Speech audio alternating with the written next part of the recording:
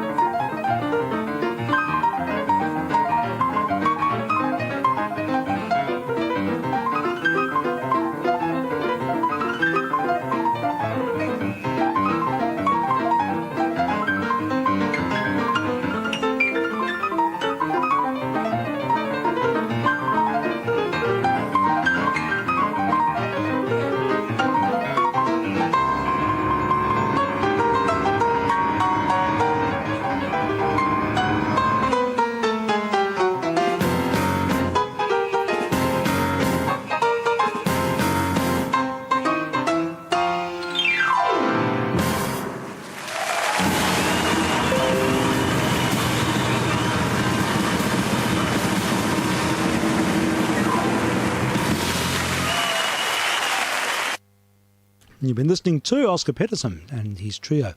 Excuse me, eating nuts. Track is Caravan. Recording made in 1986. Well, a very apt tune for these times for us. I'm going to move over now to our OTR segment, and we'll have another episode of The Shadow. This one originally put to air in 1946, 29th of May 1946. The episode is called Murder for Money. This is vk3sl, test missions on 160.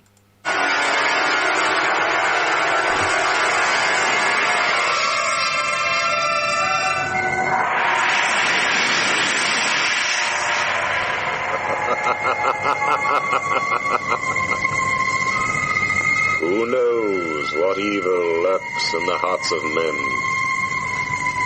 The Shadow knows.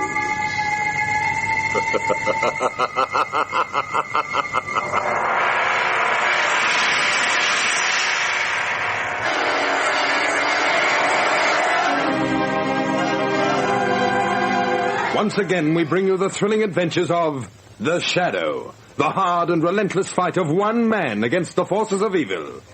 These dramatizations are designed to demonstrate forcibly to old and young alike that crime does not pay.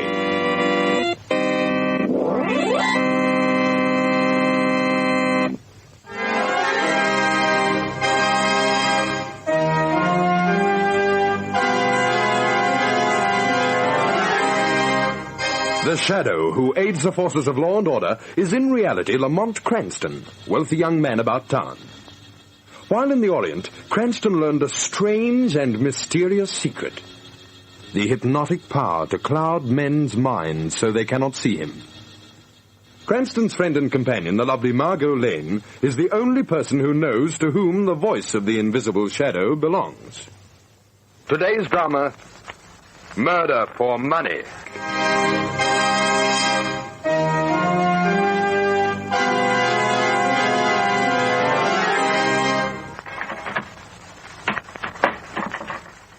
Well, gentlemen, I see our little family is gathered. That's right, boss. Hey, how do you like me in this slipman's uniform? You're a thing of beauty, Curly. A thing of beauty.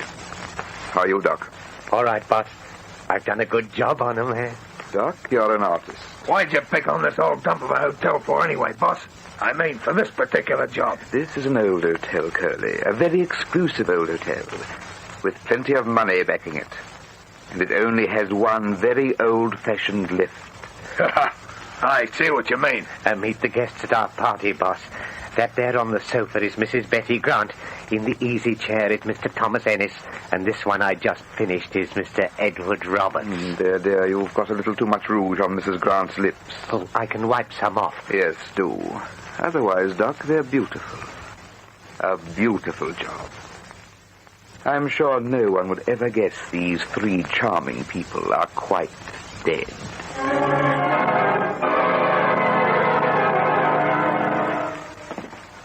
Well, it was very sweet of you, Lamont, to come to the hotel with me to see old Mrs. Crane. She was one of Mother's dearest friends, you know. I was glad to, Margot. It's a shame she's so ill. I think you made quite a hit with the old lady. Of course, Margot. Oh, look, there's the lift stop on this floor. Hurry. Hold it, please. Going down. The lift's going up, mister. Well, we can ride up. You're coming right down. Get out of this lift, my boy. I've got my hand full with these drunks. Now, look. That's right. Out of the lift, please. I'll pick you up on the way down. Well, of all the... He nearly pushed me over backwards. And did you get to look at those other three passengers? Yes, I did. 2 men and that woman. Drunk as lords. That man taking care of them. There's a peculiar character if ever I saw one. The lift stopped on some floor above. Just as well we didn't get in with them. All 3 of them were too drunk to stand. Lamont, something's happened. The lift cable snapped. It's falling. Something's wrong with the safety device. Lamont, it's crashing down. All the way down.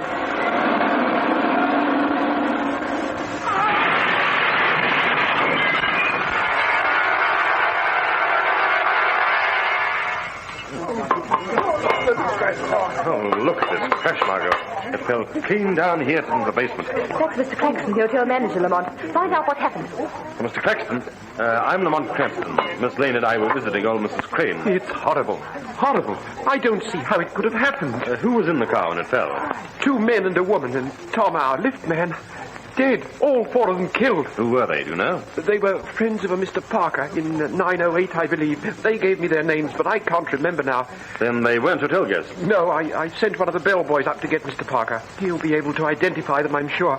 Is that the lift man they're bringing out now? Yes, that's our Tom. Margot, look at that body. Oh, I can't, Lamont. It's not the same lift man who told us to get out. Oh, Mr. Claxton. Yes, Frank. Did you find Mr. Parker? There isn't any Mr. Parker. There isn't anybody in that room. It's empty. What? But there must be. Mr. Parker booked a room, and I know he's talking. Just as I thought. Margot, come on. We're going down to the morgue. The morgue? But why? There's something strange happening. I want a closer look at those bodies. Perhaps they weren't just drunk when we saw them in the lift, Margot. Perhaps they were already dead.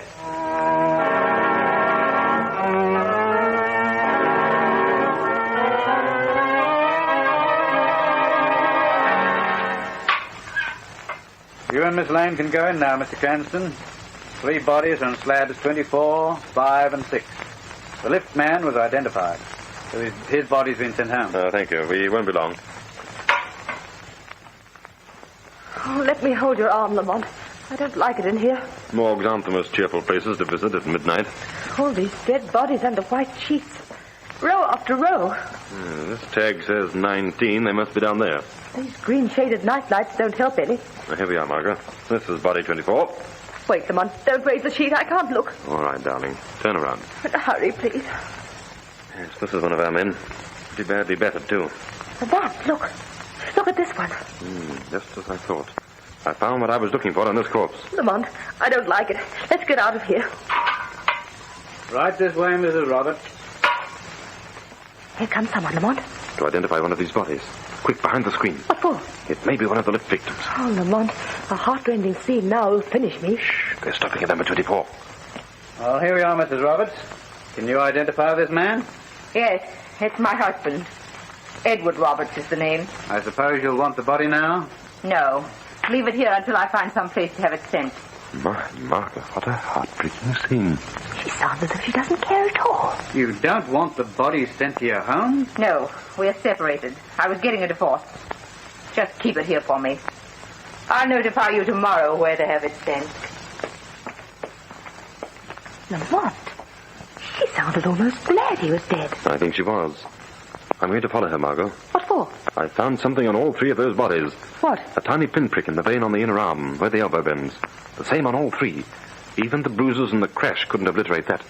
Those 3 people were murdered, Margot. You think that woman knows something? I'm sure she does. And perhaps she'd like to tell it to the Shadow.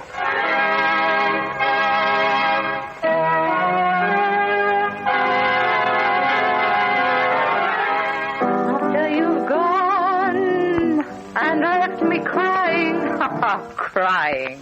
That's good. After you've gone and left me sighing, I'll feel good. I knew I would. Now, let's have I'll be glad when you're dead, you rascal, you. Yes, that'd be good, too. Hey, who's that talking? Where are you hiding? The Shadow hides from no one, Mrs. Roberts. But you're hiding something. Your husband fell in that lift crash tonight, didn't he? Good riddance. I was getting a divorce anyway. Where are you? Instead, you paid someone to kill him for you. I didn't pay anybody. Somebody's going to pay me. Pay you for what, Mrs. Roberts? We're going to sue the hotel. Get money for Eddie's death. So that's the game the murderer's playing. Planting the body in a planned accident. Solve unhappy marriages and get money besides. Who are you, anyway? You sent your husband to that hotel thinking he was to arrange your quick divorce. Instead, he met death. Who killed him, Mrs. Roberts? I won't tell. I've said too much. Get out of here, whoever you are. These bottles won't help, Mrs. Roberts. Was Mr. Parker the man's name? No, I don't know any Mr. Parker. Get out of here. All right, Mrs. Roberts, I'll go. You've told me enough. But don't sue the hotel. You won't get a halfpenny. The police will discover your husband was dead before the body crashed in that lift tonight.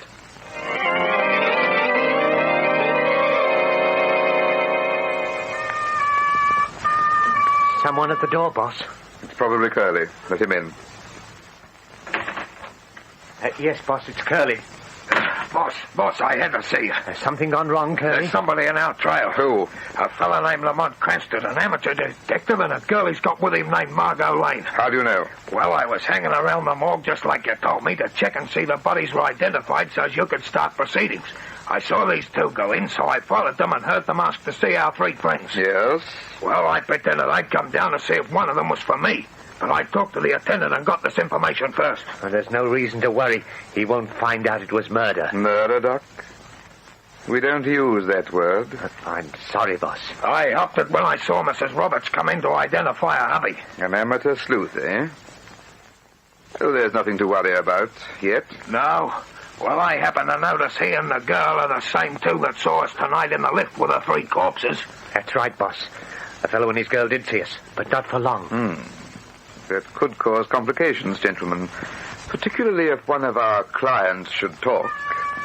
Who's that, boss? It's nearly 3 a.m. There's only one way to find out. Why, Mrs. Roberts? Mr. Palmer, I had to come. Something's happened. Mrs. Roberts. What's biting her? What's troubling you, Mrs. Roberts? Besides being slightly in your cups. I was celebrating, but I'm sober now. You haven't been talking. I don't know how it happened. Suddenly, I heard some man's voice. He must have been hiding. Said he knew Eddie was dead before the lift fell. She was hearing things. That liquor's bad stuff. He said I wouldn't get a penny. I told him I would. That you'd sue the hotel for Eddie's death. You stupid fool. Oh! Gentlemen, it looks like travel for us. Our fair client has talked. What about the money, boss? Aren't we going to sue the hotel for the death of those three people? Wipe this off as a bad deal. We'll make up for it next time. Come on, gentlemen, get your things packed. I got the car right outside. You going? You leaving? We got rid of your husband for you. What more do you want? My money. The share you promised I'd get when you sue the hotel. We're not suing the hotel. I won't let you go. You get that money for me first, or I'll tell. I know a lot. She will, boss. You're a foolish woman, Mrs. Roberts. Stay away from me. And a dangerous woman. No. No. Oh, you're not going anywhere. Please, I won't tell. I didn't mean it. I don't believe you. I swear it. I won't tell. I won't. Please. Quiet. All right, Curly. All right, boss. No. Let me live. Let me live. I won't. Good. That's it, boss. Beautiful. Beautiful.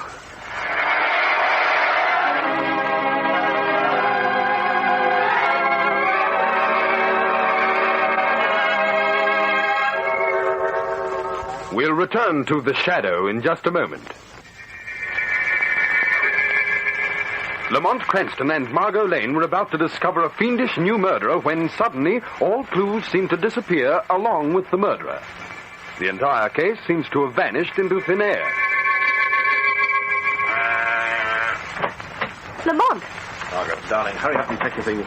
We're taking a little motor trip to the mountains. Oh, wait a minute, Mr. Cranston. I think I'm on the trail of our murderer again. Lamont, turn him over to the police. Let them handle it. There's nothing to turn over, Margot. I am the only one who believes that those hotel victims were dead before the lift fell. You talked to their husbands and wives.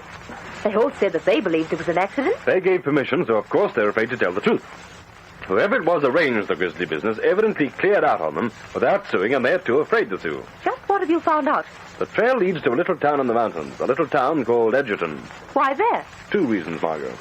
First, Mrs. Roberts' body has been found, run over by a motor car on an isolated dirt road in that region. But why that particular town? I've been watching all the papers, had people watching papers for me. Yes? This week in Edgerton, a hotel lift crashed. 4 passengers were killed. And their husbands and wives are all suing. Oh. Exactly. That looks like our man, doesn't it?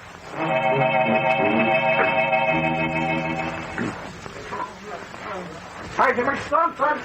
Oh, there you are, Margot. I just called your room. What luck did you have, Lamont? Now, Margot, this thing's really got me guessing. He went to the lawyer who's suing? Yes, he's not our man. He's definitely on the up and up. I've checked. He's not our man. Oh, let's sit down here in the lobby, darling. You're tired. And worried, too. I can see that. The clerk.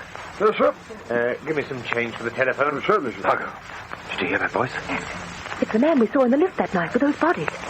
The one who wasn't killed. He's gone in that phone booth. Come across to the other one, quick. You wait here, Margot. I'm going inside this booth and listen to his call.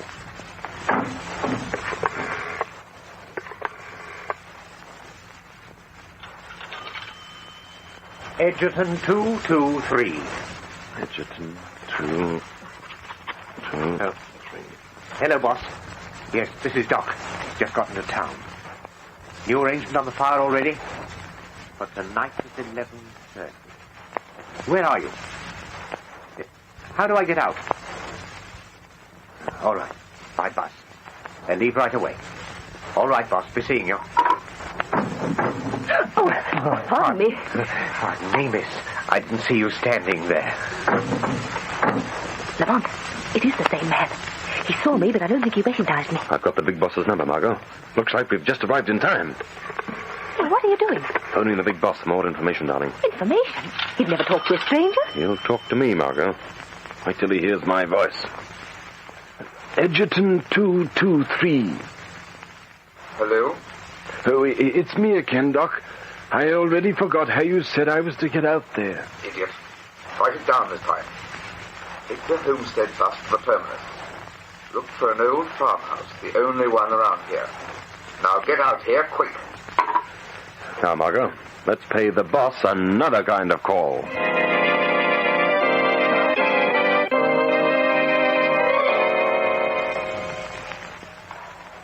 Lord, what a place you picked this time, boss.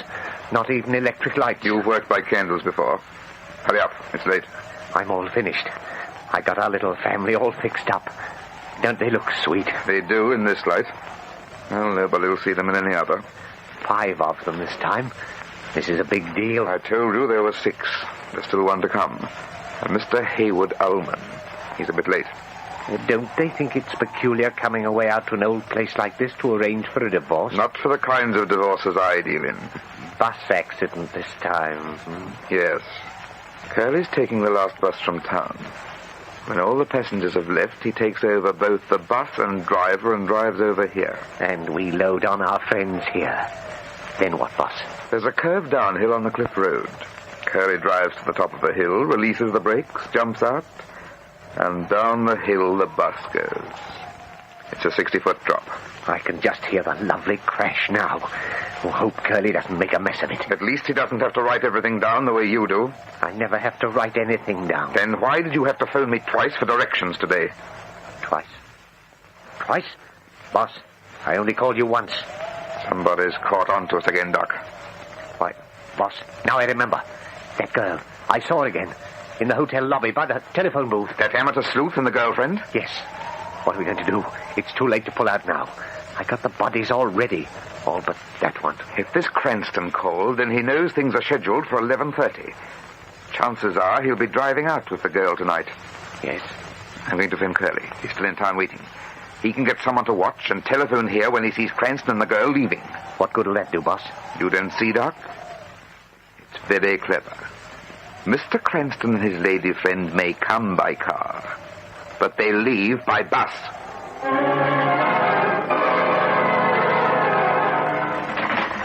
Everything's right, boss. I've got the bus outside. Excellent. And the driver? Dead as a doornail. And I parked your car like you told me so that after the accident I can get back here quickly. Hey, boss, what's the matter? You're not yourself tonight. One fella due for the little bus ride hasn't shown up yet. Mr. Haywood Ullman should be taught punctuality. Aha. Yes, thanks. The detective and the girl left the hotel in that car. That means they're on their way out here now. Boss, we gotta get started with that bus. That must be Mr. Ullman now. We have to work quickly. Not too much fun with this one. Oh, Mr. Palmer? Yes, and you must be Mr. Ullman. Come right in. My wife gave me your address. Said you were her solicitor. But I thought it was rather odd your having your office in a place like this. That's why I didn't come right in. This is the place, Mr. Ullman.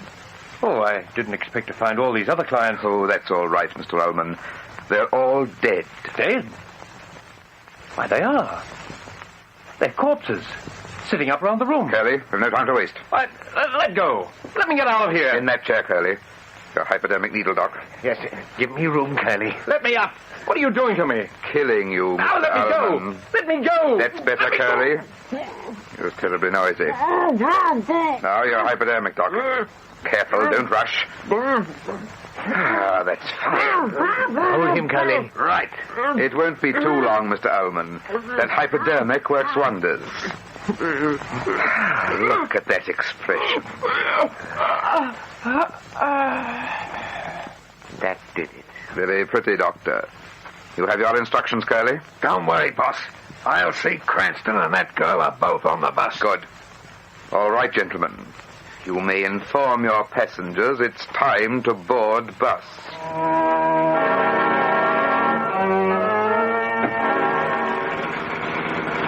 These winding roads are certainly dark, Lamont. I think we're on the right road. Hey, look at those headlights approaching. Yes, they're blinding. He isn't dimming them. Flash your lights at him. He's not paying any attention. Lamont, be careful. I can't see. That's a headlight right in my eyes.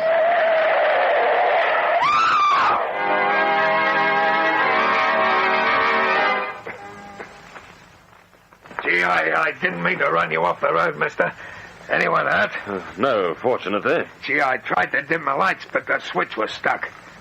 Gee, that's a pity. You broke the front wheel of your car. Oh, Lamont, what'll we do now? Better come on back into town with me and my bus. All right. Up aboard. I hope you don't mind the bus lights being out. It's easier to drive. Oh, there are only 6 passengers, Lamont. Plenty of seats. Well, we'll find a seat. Just get us back to town. Take any seat you like.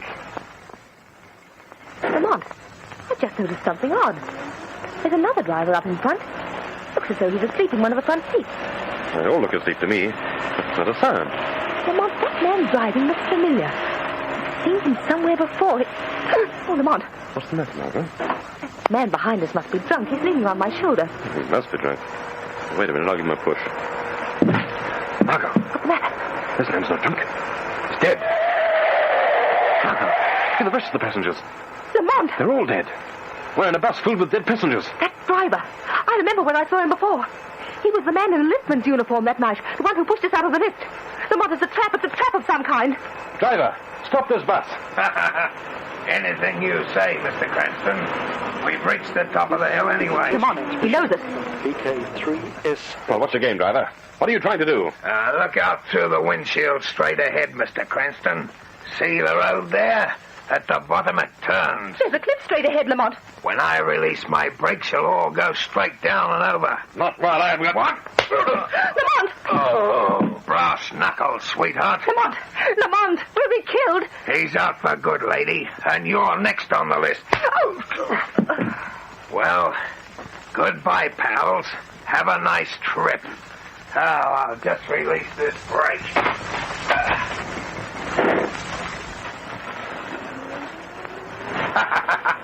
There, she's rolling. Won't be long now.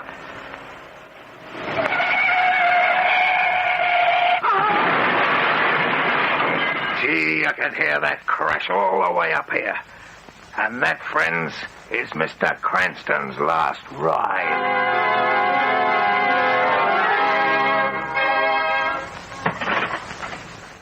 Curly. Well, it's all over, boss. I heard the bus crash myself. Good. Doc, you and Curly take the car and leave town. I'll handle these lawsuits and join you when it's over. It's in the bag, boss. Cranston and the girl were onto us, but they're dead now with the others. It's the safest place for them, gentlemen. Dead men can't talk. What's that, boss? You weren't expecting anyone? The door's opening, boss. There's someone standing there. Dead men can talk, Mr. Palmer. And stand up and walk. It's that last chap we killed, boss. Ullman. It's the corpse I had in the bus, boss. Come back. No. It can't be. It's not possible. Look, Mr. Palmer, you can see with your own eyes. I am the man you just killed and sent over that cliff. Yes, I've come back from my grave to seek vengeance on you and the men who have killed me. Keep away. Closer and closer I come. I didn't do it. I've never killed anybody. Doc did it with the needle. No, it was Curly. Curly, he drove that bus. You squealer! You rotten squealer! In death I come to claim you all. I'm getting out of here. You're not going any place, Curly. Drop that gun, Palmer. Oh, you dirty double-crossing. You've got rid of your henchman, Palmer, but you'll be brought to justice. Whose voice is that? Who speaks? You're not Ullman. No, Palmer, this is the Shadow. The Shadow speaks for Ullman and all the victims who have cold-bloodedly murdered. The Shadow speaks for justice. You can't hold me, voice. Don't run, Palmer. I'm getting out. Are you? You and your rotten scheme to murder for money are finished forever. Hello, operator. Give me the local police.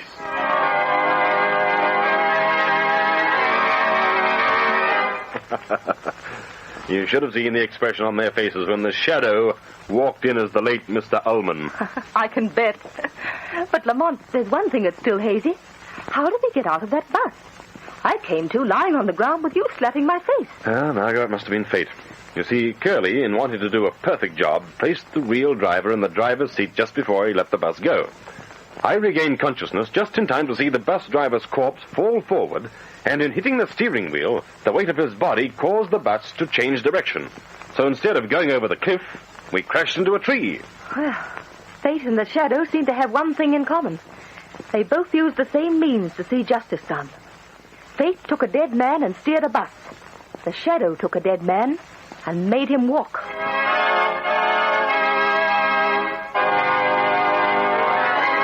In a moment, I'll return and tell you of next week's Shadow story. Next week, same time, same station, we bring you another strange and thrilling adventure in The Shadow's daring battle against the forces of evil. Be sure to listen.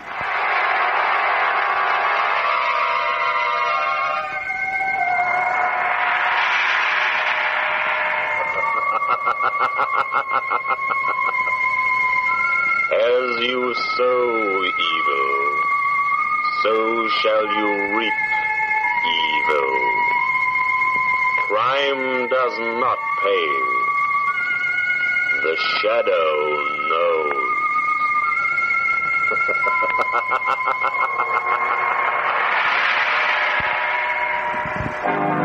This feature is produced by Reg Johnston for Grace Gibson Radio Productions. A masterpiece of suspense.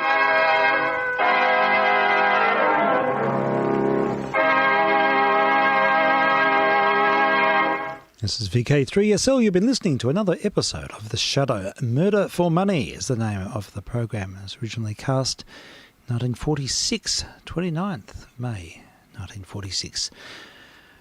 Well, we'll continue now with something I mentioned last night on the missions. Frank and I were talking about Boleslav Huberman, great Polish fiddle player, and he played for Brahms in about 1893, and he moved Brahms with his playing as a child. He played the Brahms concerto, and Brahms said he would go out of retirement and write a fantasy, but died before that could occur. Well, it was long assumed that Huberman didn't...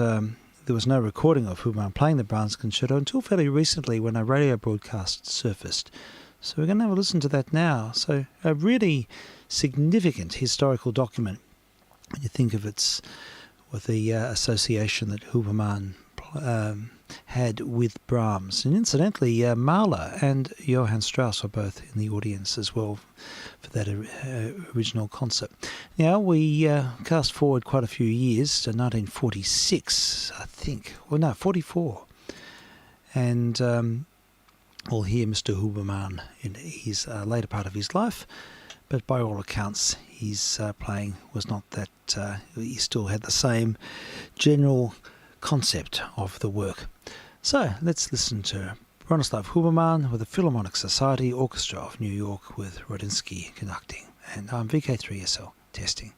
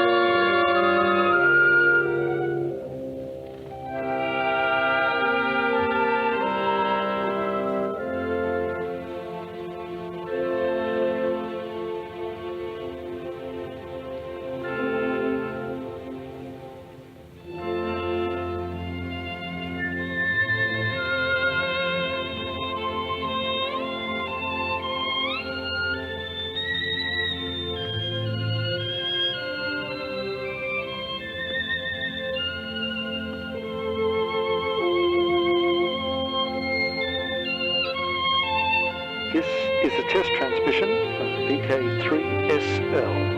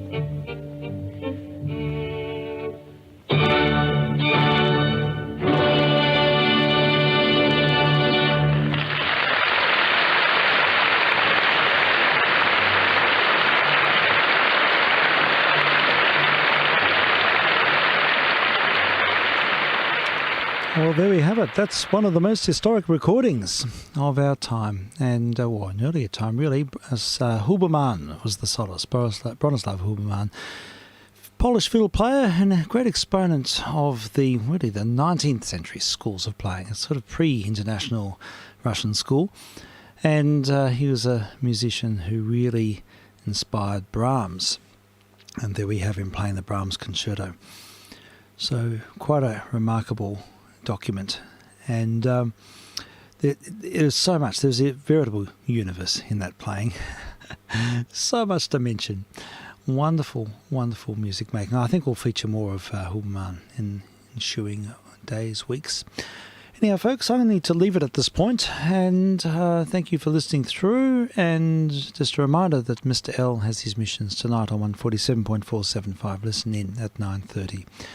I'll certainly be recording it and streaming it here on the secondary service. So if you just find my blogspot page, vk3sl.blogspot.com, and scroll down, and you will find links to two streaming services. One is the main one that I use on YouTube when I go live. like at the moment. And the other one is a broadwave streaming service where I usually play continuous old missions and so on, and I use it as a way to stream other people's missions as well. So listen in. Thanks again. We'll catch you soon. vk3sl testing.